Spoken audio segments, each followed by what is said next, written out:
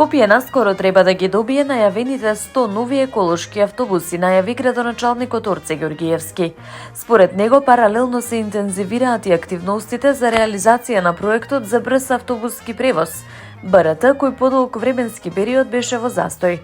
Ѓоргиевски информираше дека тендерската постапка за набавка на автобусите е завршена и дека се очекува во рок од околу 1 месец да започне испораката на новите возила.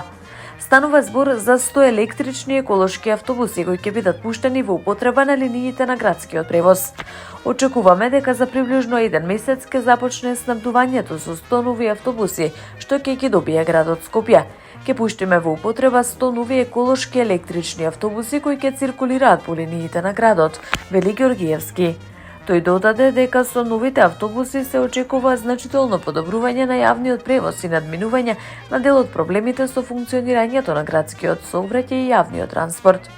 Покрај обновата на возниот парк, повторно е активиран и проектот за БРТ системот во Скопје, со кој, како што посочи градоначалникот, бил блокиран во изминатиот период. Според најавите, градежните активности на трасата од Ѓорче Петров до Ново Лисиче треба да започнат на почетокот на следната година. Ѓоргиевски потсети дека идејата за БРТ првично била промовирана од поранешниот градоначалник Гоце Трајановски, а подоцна продолжена и од Петре Шилегов.